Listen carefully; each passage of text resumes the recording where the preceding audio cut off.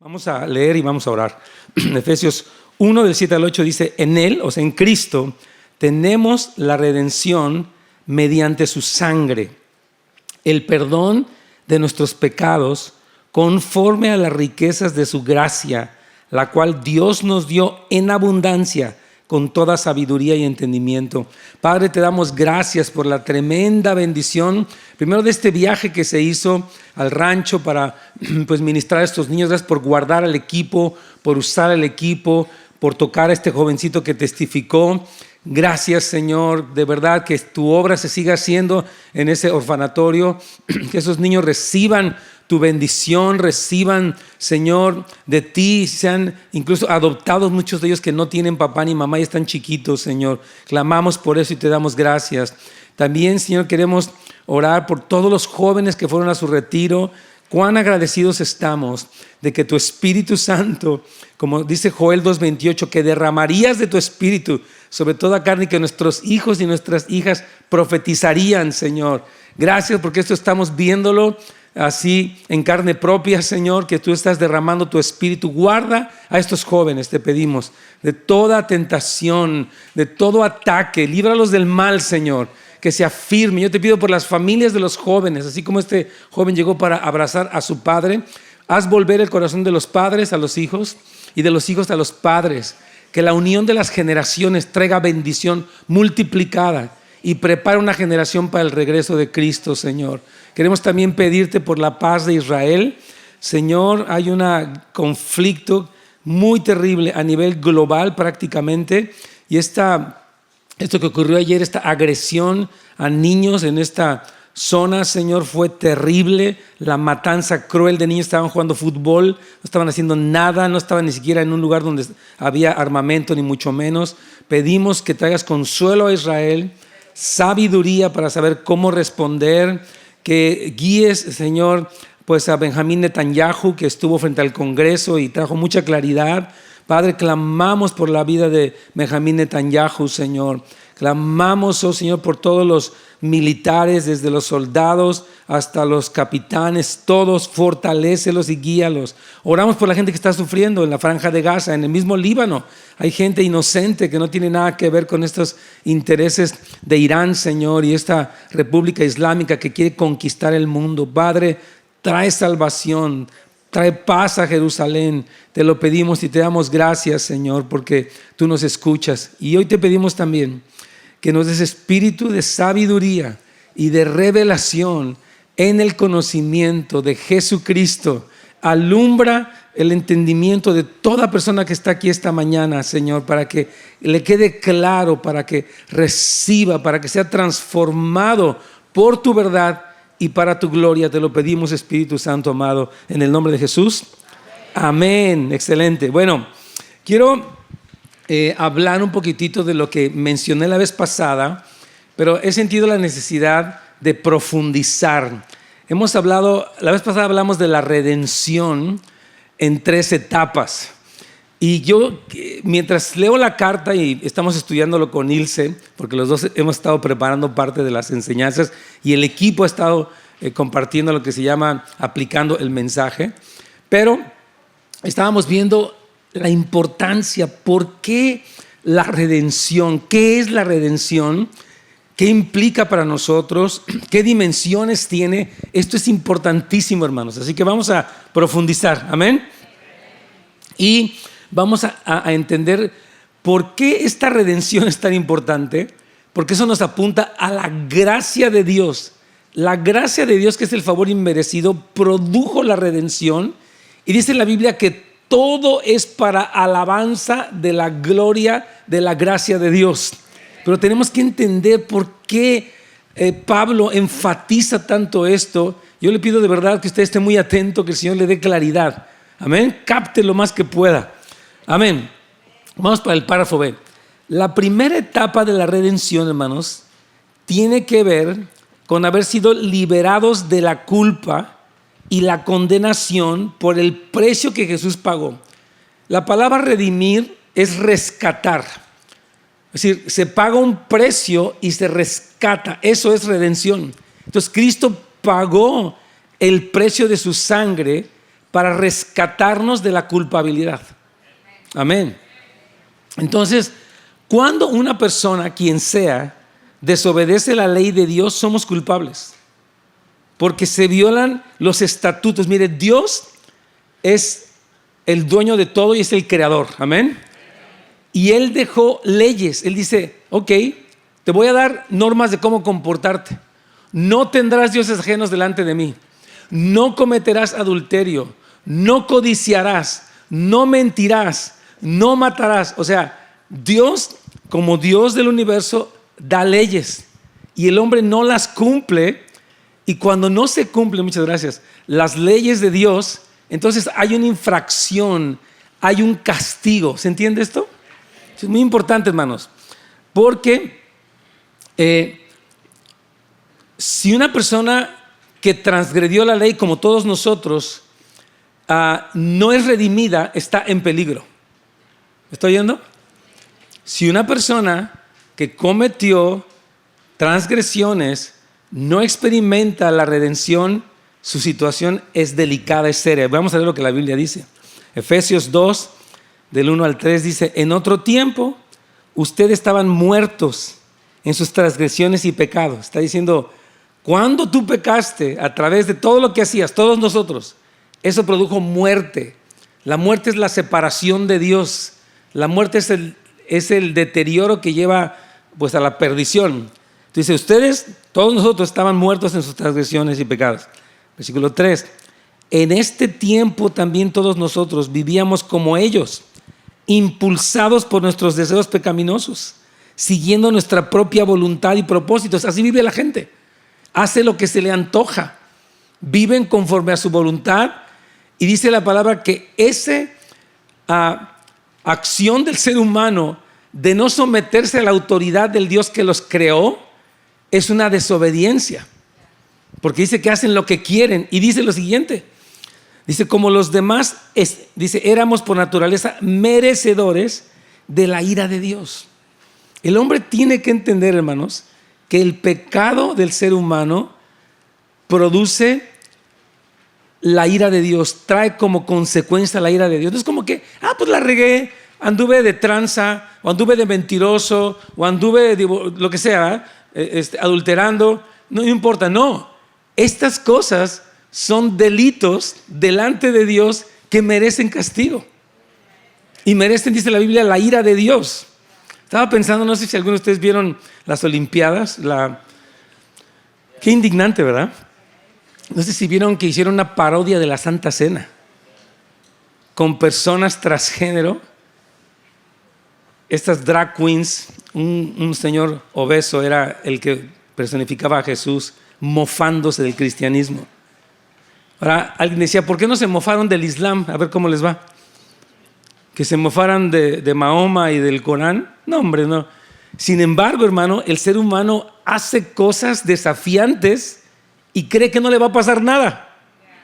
Como que yo hago lo que quiere ese Señor. Cuando tú cometes un pecado, hay un archivo en el cielo, un registro que se va a tener que pagar. Y si no se salda, la condenación justa es lo que corresponde. ¿Estamos de acuerdo? Qué tremendo. Entonces, párrafo C. Esta muerte de la que Pablo habla, aquí, es terrible. Dice, éramos por naturaleza merecedores de la ira de Dios. Fíjate, aquí digo algo, ¿no? Definitivamente es malo ser culpable y estar muerto, pero lo que es todavía más horroroso es estar bajo la ira del Dios omnipotente y justo. Hermanos, Dios tiene derecho de juzgar al mundo y condenarlo porque Él es Dios y porque el ser humano ha violado de manera abierta sus leyes. Esa es la realidad. Ahora, Dios en su misericordia nos dio la solución en Cristo. Nosotros no podíamos salvarnos, no podíamos pagar nuestra deuda de pecados. Él mandó a Jesucristo. Amén. Fíjese, aquí Pablo dice, nadie los engañe con palabras vanas o argumentos vanos, porque a causa de estas cosas que dice, viene la ira de Dios sobre los hijos de desobediencia. Hermanos, esta realidad de la ira de Dios, que ahorita Dios la está deteniendo. Dice la Biblia que Él en su misericordia espera que la gente sea salva. Dice, no creas que no sé lo que estás haciendo, ni que no me importa, es que te estoy dando chance. Te estoy dando la oportunidad de que te arrepientas. Entonces, pero la ira de Dios está allí y se va a culminar en lo que se llama las copas de la ira antes del regreso de Cristo, que son tremendos juicios porque el hombre ha acumulado ira para el día de la ira, dice la Biblia. Ahora, repito, la solución la tuvo el Señor. Así que cuando decimos que por la redención Dios nos ha perdonado nuestras transgresiones, esto incluye ser liberados de su ira. Usted tiene que saber, yo fui liberado de la ira de Dios que yo me merecía por el sacrificio de Cristo. Cuando yo puse mi fe en Cristo, entonces Él toma mi lugar y Él paga mi deuda. Él me libera de la condenación. Dice Romanos 8:1, ahora pues ninguna condenación hay para los que están en Cristo. Esa es una tremenda bendición. Vamos a ver lo que dice Romanos 8:3. Dice, porque Dios hizo lo que era imposible para la ley, por cuanto ella era débil por la carne. Dice, habiendo enviado a su propio Hijo en semejanza de carne de pecado, y a causa del pecado condenó al pecado en la carne. ¿En la carne de quién? De Cristo. Cuando Cristo estaba muriendo, dice la palabra en Isaías 53, ciertamente llevó Él nuestras enfermedades, sufrió nuestras dolencias, el castigo de nuestra paz fue sobre Él y por su llaga fuimos nosotros curados. O sea, Cristo estaba representándonos a ti y a mí en la cruz del Calvario. Él estaba tomando el lugar que tú y yo nos merecíamos. Ese lugar de castigo, de latigazos, de clavos, de perforación, de corona, no eran para Jesús porque Él fue inocente, eran para nosotros. Pero Él tomó nuestro lugar para librarnos de la condenación, hermanos. Amén, amén. Entonces, aquí lo pongo al final del párrafo, Dios envió a su Hijo porque los pecados deben ser castigados. No es como que Dios dice, voy a echar todo debajo de la alfombra. La regaste, pues ya ni modo, ¿no? Hermanos, la Biblia dice, el alma que pecare, esa morirá. Entonces Dios dice, yo no puedo simplemente dejar pasar por alto, dice la palabra, de ninguna manera tendrá por inocente al culpable, a menos que reciba a Jesucristo como el Salvador, como el Redentor, el que le rescata de la condenación. Amén. Entonces Dios envió a su Hijo porque los pecados deben ser castigados justamente. De otra manera todos iríamos al infierno llevando nuestra justa condenación. Amén. Entonces lo que estoy tratando de explicar es esto. Escuche bien por favor. La primera fase de la redención consiste en haber sido librados de la condenación que merecen nuestras transgresiones. ¿Se entiende esto? Es como si tú tuvieras un récord. Mira, te voy a decir algo. Dice la Biblia que en el cielo hay libros donde están escritas todas las obras de los seres humanos, todo. Tal vez en algunos casos hay millones de pecados escritos. Algunos tienen su libro bien gordote, lleno de pecados, mentiras, falsedades, envidias, tranzas, etcétera, etcétera. Mire, porque es lo que hace, lo que piensa, lo que no hizo y lo que debió de haber hecho. Todo eso está registrado. Y está apuntado para el día que nos encontremos delante de Dios, si es que Jesús no nos redime. ¿Me explico? Si Él nos redime, fíjese cómo dice aquí Colosenses 2, 14, 15, dice, antes, léalo conmigo, antes ustedes estaban muertos en sus transgresiones. Sin embargo, Dios nos dio vida en unión con Cristo al perdonarnos todos los pecados, anular la deuda que teníamos pendiente por los requisitos de la ley. Él anuló esa deuda que nos era adversa, clavándola en la cruz. ¡Amén! Den un aplauso con ganas al Señor, hermano. Esto está bueno. ¡Wow! Imagínate. Mira, aquí el hombre en este mundo puede esconder cosas, pretender cosas, pero a Dios, dice la Biblia, Dios no puede ser burlado. Todo lo que el hombre siembra, esto también segará. Imagínate que te sacaran tus trapitos al sol, pero muchos trapitos. Muchos, muchos, muchos. Porque están allí, pero dice la Biblia que en Cristo esa acta que había contra nosotros fue cancelada. Eso es la redención. Y eso no fue hecho porque tú y yo no lo mereciéramos, sino porque Dios está lleno de gracia, lleno de misericordia, lleno de compasión. Y es tan importante, yo siento que es muy importante compartir este tema porque tenemos que apreciar la salvación que tenemos, número uno, y poderla predicar. El mundo necesita escuchar este mensaje porque a menos que no crean el mensaje de salvación, están destinados a condenación. ¿Sí me está oyendo? Esto es muy tremendo, hermano. Yo le pido al Señor que la iglesia esté llena de claridad y de un celo por el evangelio. Y también de gratitud. Señor, yo era un reo de muerte y tú me salvaste. Tú pusiste tu vida por mí, alguien que no valía la pena. Me rescataste y yo te doy la gloria. Tú eres mi redentor. Amén. Párrafo F. Todo nuestro récord de deuda de millones de pecados fue anulado clavándolo en la cruz de Cristo.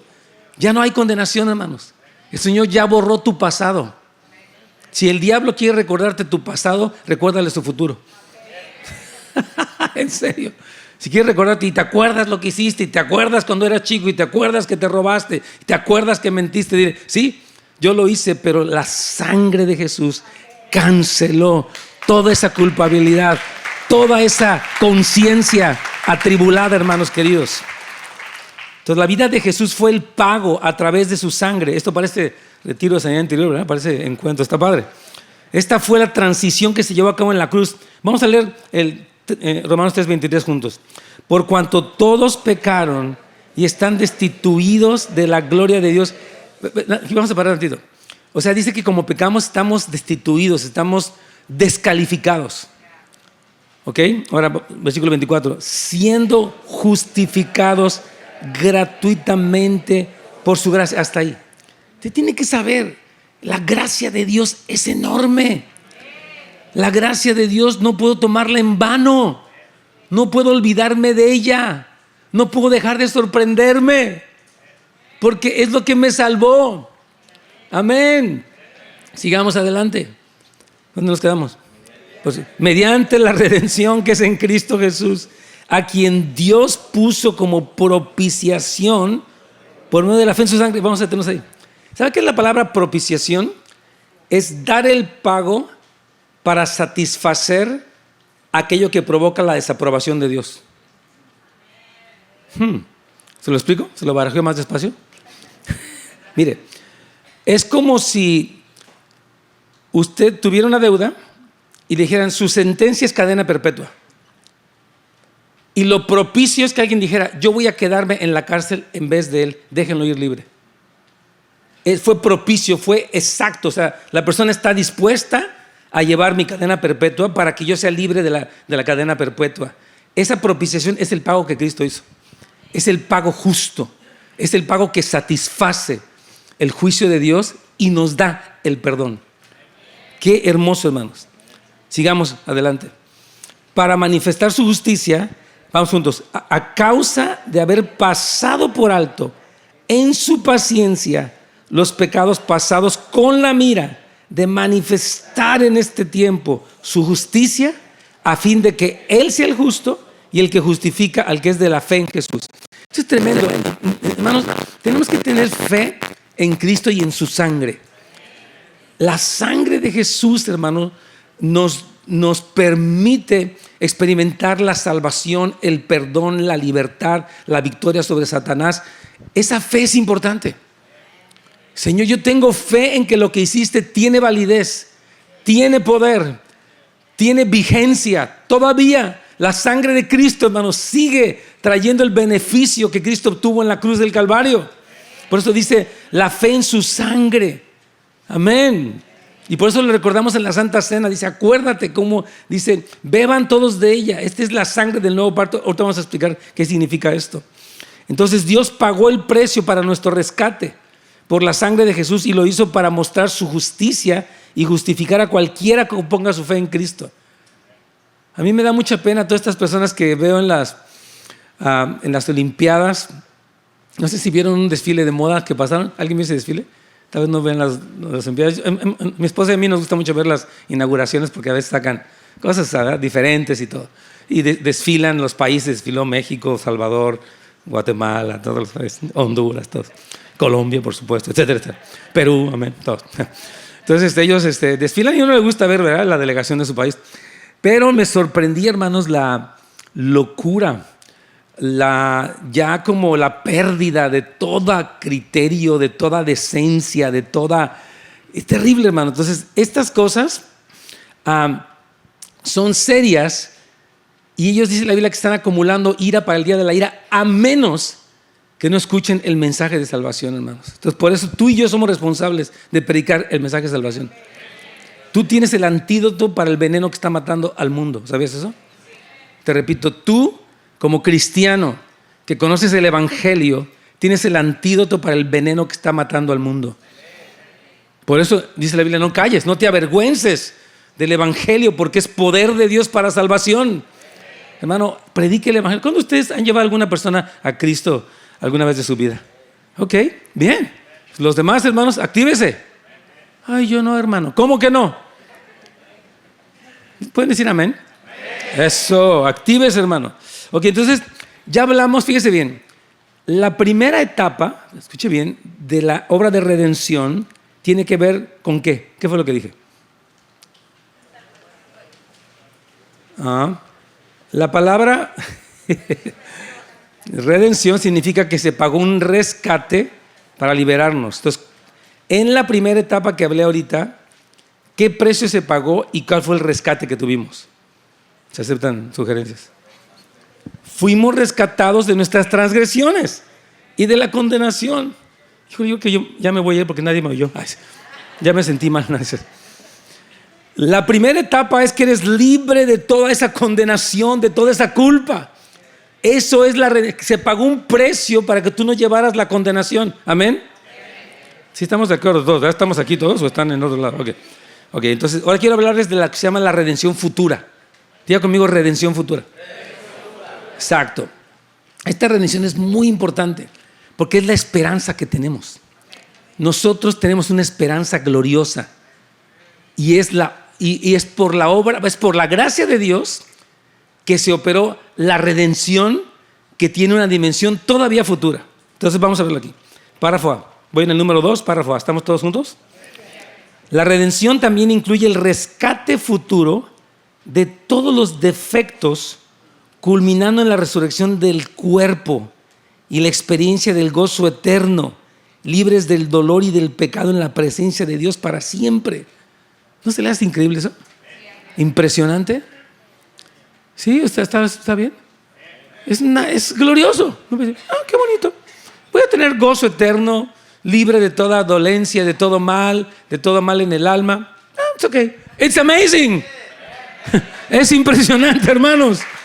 La redención futura es de las cosas más gloriosas que nos deben de llenar de gozo.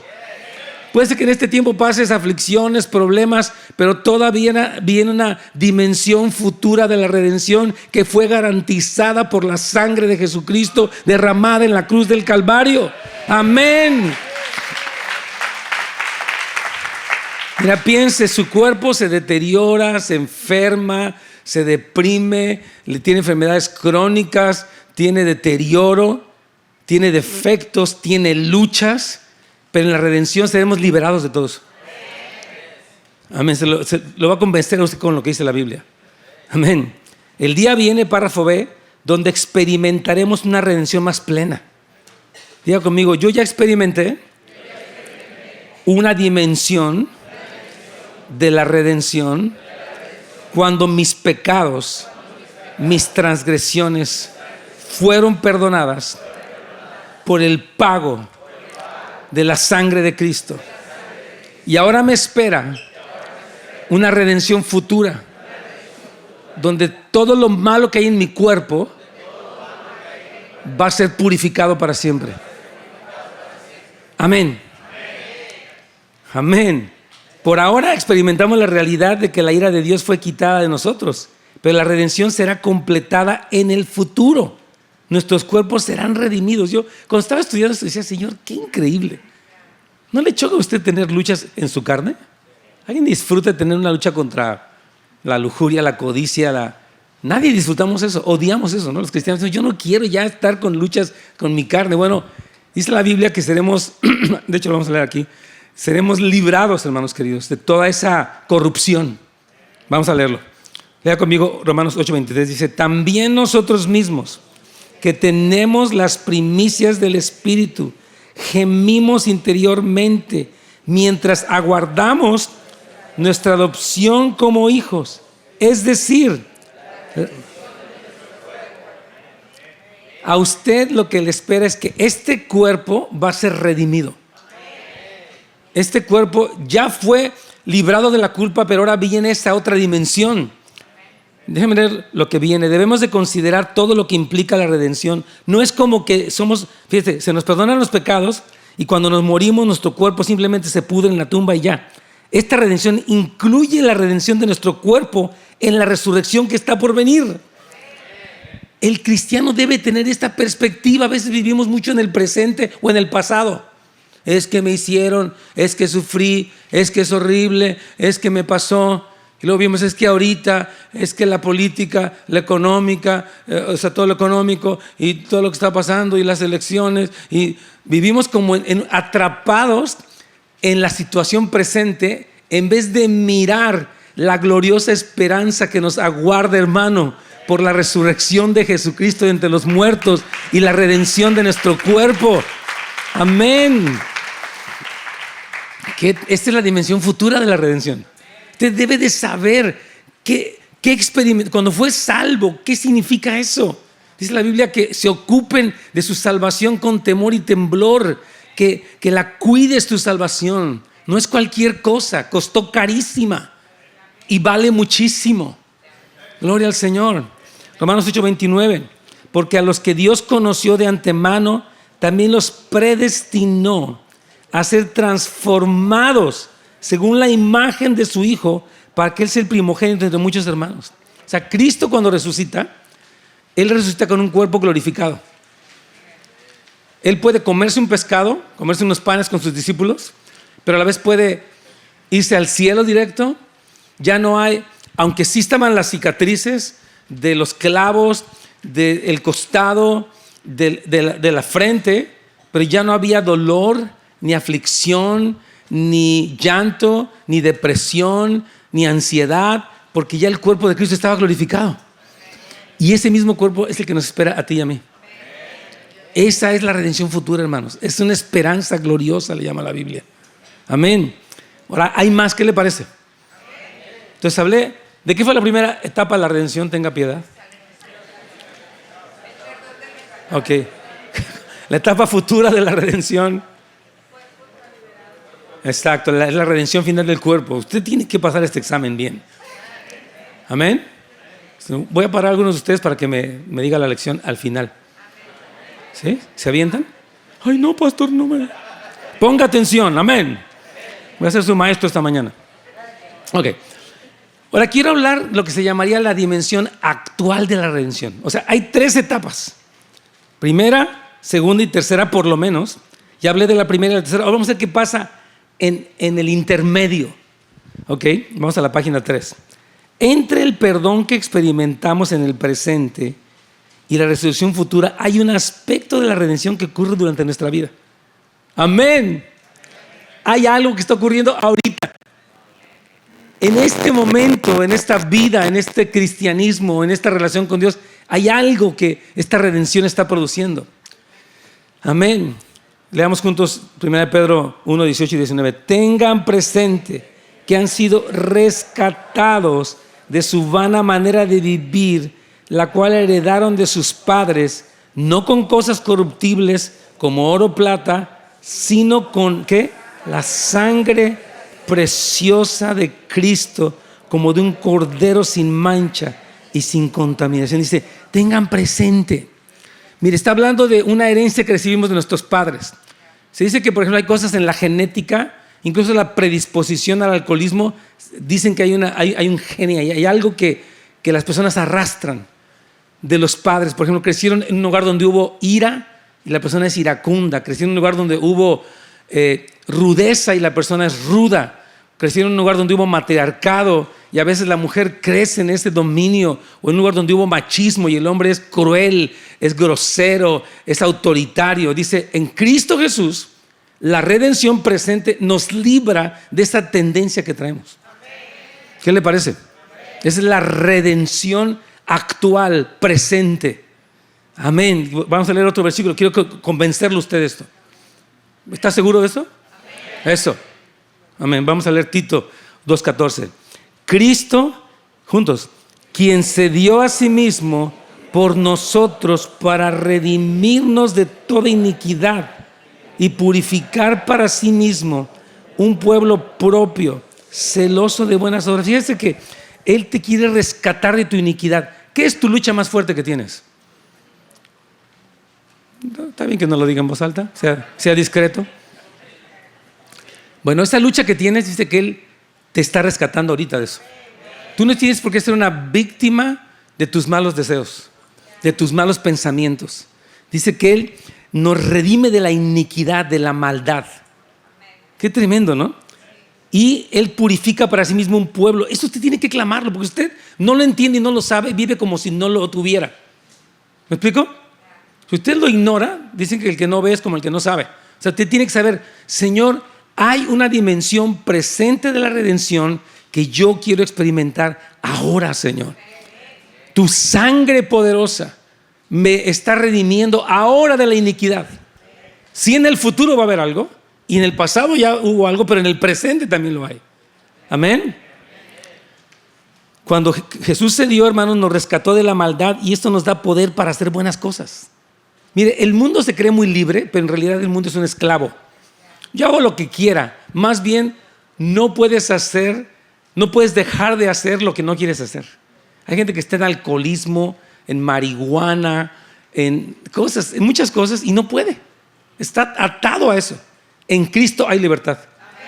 Él nos libera de la atadura del pecado. Por la redención, hermano querido. Por el poder de su sangre. Él te libera. Tú no tienes que ser un esclavo irremediable de tus pecados. Porque Él pagó el precio para que tú fueras libre. Y tienes que orarlo y tienes que pedirlo. Amén. Entonces, esto se lleva a través del nuevo pacto que fue posible por el derramamiento de la sangre de Cristo. Entonces, hay una relación entre la libertad de tu iniquidad y la sangre de Jesús. ¿Sabías eso? ¿Te gustaría que te explicara cómo funciona? Vamos a hablarlo. Fíjese, en Lucas 22:20 dice, de la misma manera tomó la copa después de cenar y dijo, esta copa es ¿qué? Que es derramada por ¿quiénes? Amén. Ahora, una pregunta para los teólogos aquí de la primera fila. ¿En qué consiste el nuevo pacto? Voy a tomar mi té en lo que... Ya se me hace que lo oyó ayer, no, pero ¿lo escuchaste ayer un poco? Eso, Silverio. Lo dijo, está padre. Es la verdad. Es un nuevo corazón. Gracias, Silverín. O sea, el nuevo pacto consiste en algo muy hermoso que Jesús prometió. Y vamos a leer la promesa a la que Jesús hace referencia en la Santa Cena. Léalo conmigo. Vienen días, afirma el Señor, en que haré un nuevo pacto con Israel y con Judá. Este es el pacto que después de aquel tiempo haré con el pueblo de Israel, afirma el Señor. Pondré mi ley en su mente y la escribiré en su corazón. Yo seré su Dios y ellos serán mi pueblo. El nuevo pacto es que Dios te quita el corazón de piedra, te quita el corazón corrupto y te da un corazón nuevo. Se llama el nuevo nacimiento. Cristo dijo, de cierto te digo, que si no naces de nuevo, no puedes ver el reino de Dios. Entonces, el nuevo pacto consiste en que Dios nos va a dar un nuevo corazón, hermanos. Vamos a leer, por favor, Ezequiel 36, creo que lo hablaba conmigo, 26 y 27.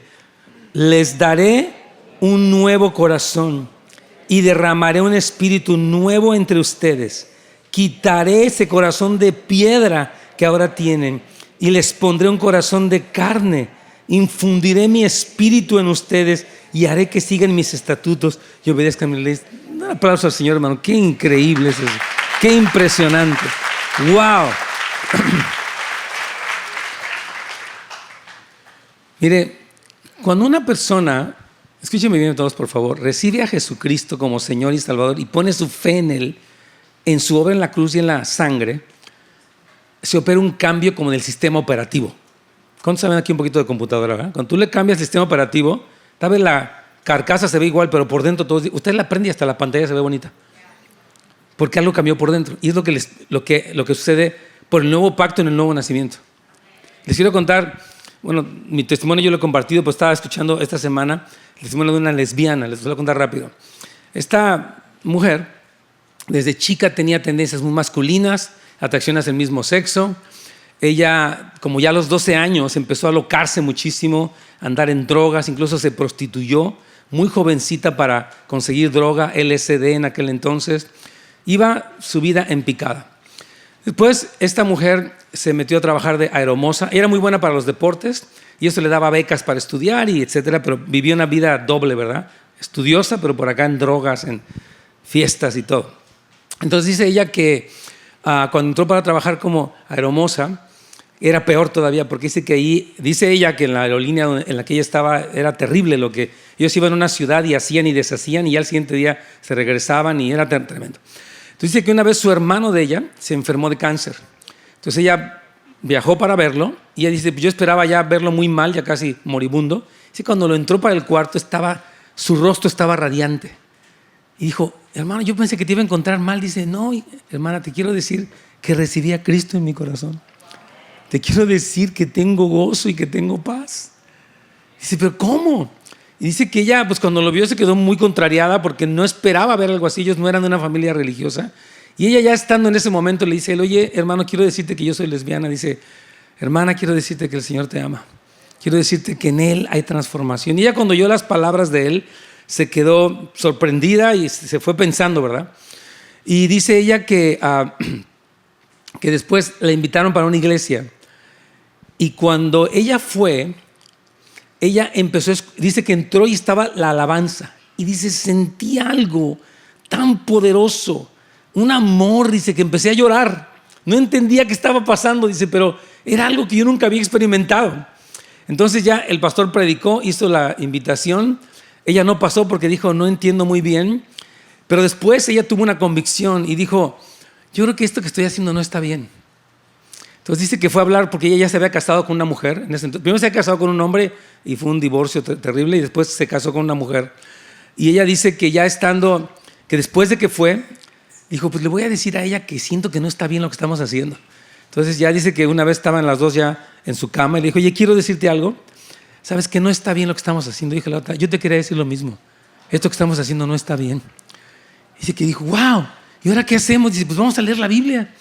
Y dice, ¿pero dónde tenemos una Biblia? Dice, no hay Biblias acá. Dice, bueno, cuando nos cambiamos a esta casa, en el ático, había una Biblia de la dueña de la casa. Entonces vamos a subir. Dice que entraron ahí arriba y removieron las cajas y encontraron la Biblia. Y ya que la encontraron, dice, pues tiene muchos libros. Dice, vamos a abrirla. Y la abren en Levítico 26. No se acostarán los hombres con los hombres, porque es abominación. Dice que las dos te quedaron, ay Dios mío, aquí está todo. Entonces dice que se sorprendieron las dos. Que dije, bueno, está hablando de los hombres, pero no de las mujeres, como que igual nosotros tenemos chance. Ella pensaba, ¿verdad? Entonces dice que la semana siguiente fue otra vez para la iglesia y dice que le preguntó a una señora que estaba ahí, oiga, la Biblia también habla de esto, pero en cuanto a las mujeres, dice, sí, quiero animarle que lea Romanos capítulo 1. Y ya entonces ella fue con su amiga y dice, pues dicen que en Romanos 1 sí habla. Y sí dice que como las mujeres el uso natural y se volvieron en lluvia unas por otras. Y ahí Romanos 1 habla y dice, esto es verdad, dice, tú y yo no podemos seguir juntas. Entonces dice que ella, después de todo esto que estaba pasando, regresa para la iglesia, escucha el mensaje y dice que hacen la invitación, ella pasa al frente y dice, fue un cambio, dice, de corazón. Fue un cambio radical, dice, yo sentí la transformación, dice, yo había anhelado siempre, como que tenía esa lucha que no quería dentro de mí, y ese día sentí libertad, sentí gozo, me sentí amada, me sentí, dice, como nunca me había sentido. Entonces dice que cuando ella volvió, porque ella dice que pasó al frente, no se fijó si la otra pasaba o no, pero que la otra también pasó. Dice que ya dijeron, ¿sabes qué? Hasta aquí llegó nuestra vida que teníamos. Dijo, claro que sí, hasta aquí. Dice que no hubo beso de despedida ni nada. Dice, nosotros sabíamos que ya éramos una nueva criatura, que todo había cambiado dentro de nosotros. Y mientras yo lo veía, dije, Señor, ese es el poder del Evangelio. Ese es el nuevo pacto. Porque, hermanos, no es condenación, no es presión religiosa, es el nuevo pacto. Dice, les voy a dar un corazón nuevo.